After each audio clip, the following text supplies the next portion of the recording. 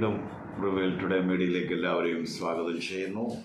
ഇന്ന് daily bread, ഇന്നത്തെ ആത്മീയ ആഹാരം മത്തായിയുടെ സുവിശേഷം 4:48. ആകയാൽ നിങ്ങളുടെ സ്വർഗീയ പിതാവ് സൽഗുണപൂർണനായിരിക്കുന്ന പോലെ നിങ്ങളും സൽഗുണപൂർണരാകുവീൻ. എങ്ങനെ പറ്റും? ദൈവത്തെ പോലെ ആകാൻ പറ്റുമോ? നമുക്ക് പറ്റും. ആദ്യത്തെ യോഗ്യതയാണ് അവൻ്റെ നീതി സ്വീകരിക്കുക. ദൈവത്തിൻ്റെ നീതി, സ്വയനീതിയല്ല, കർമ്മനീതിയല്ല. കാൽവറി ക്രൂശിൽ തൻ്റെ പുത്രനെ അയച്ച് നമുക്ക് വേണ്ടി നിവർത്തിച്ച ദൈവത്തിൻ്റെ നീതി. ആ നീതിയിൽ നമ്മൾ നിൽക്കുമ്പോൾ തന്നെ നമുക്ക് വിൽ ബി ദാറ്റ് ഹോപ്പ്. എന്തുവാ? I am righteous of God. ദൈവത്തിൻ്റെ നീതിമാനാണ്. അപ്പോൾ നമുക്ക് തന്നെ പറയാം, ആർക്കും നമ്മെ കണ്ടം ചെയ്യാനൊക്കത്തില്ല. അപ്പോൾ ദൈവത്തിൻ്റെ നീതി, അതുപോലെ ദൈവത്തിൻ്റെ പരിശുദ്ധാത്മാവിൻ്റെ കൂടെ നടന്ന് ഫലം കായ്ക്കും.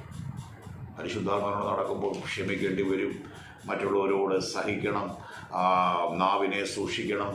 അങ്ങനെ ദൈവിക ഫലങ്ങൾ ഗലാത്യ ലേഖനത്തിൽ എഴുതിയിരിക്കുന്ന സ്നേഹം, സന്തോഷം, സമാധാനം, ദീർഘക്ഷമ, ദയ, പരോപകാരം, ഇന്ദ്രിയജയം, വിശ്വസ്തത, ഇതിലേക്ക് വരുമ്പോൾ നമ്മൾ ദൈവങ്ങളാകുകയല്ല, ദൈവത്തിനെ കാണുന്ന പോലെ ജനം നമ്മളെ കാണും. വലുത്ത ദ്വീപിൽ താനൊരു പ്രവൃത്തി ചെയ്യുകയാണ്. കയ്യിൽ തൂങ്ങിക്കിടന്ന അണലിയെ താന് അത്തിയിലേക്ക് ഉടഞ്ഞു കളയും. അവർ പറഞ്ഞു, അവനൊരു ദേവൻ, മാൻ ഓഫ് ഗോഡ്. നമ്മുടെ ജീവിതത്തിൽ ആ വെളിച്ചമാകുന്ന നല്ല പ്രവൃത്തി നമ്മൾ ചെയ്യുമ്പോൾ ദൈവത്തെ പോലെ, ദൈവം സ്നേഹമാണ്. അങ്ങനെ നമുക്ക് നെറ്റിക്കൊന്നും എഴുതണ്ട, ഞാൻ ഇന്നതിൻ്റെ കോൺഗ്രിഗേഷനെ റെപ്രസെൻ്റ് ചെയ്യാമെന്നൊന്നും നമ്മൾ പറയണ്ട.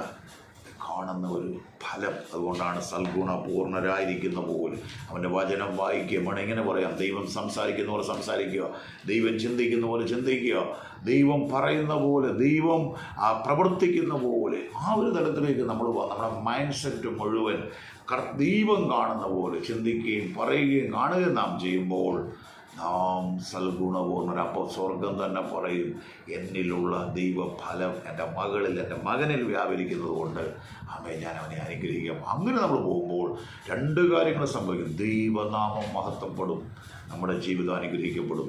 നെഗറ്റീവായി നാം ചിന്തിക്കുമ്പോൾ ദൈവനാമം ദുഷിക്കപ്പെടും. നമ്മുടെ ജീവിതത്തിൽ അനുഗ്രഹത്തിന് പകരം ശാപം വരും.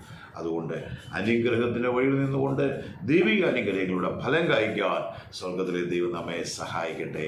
ആമേൻ.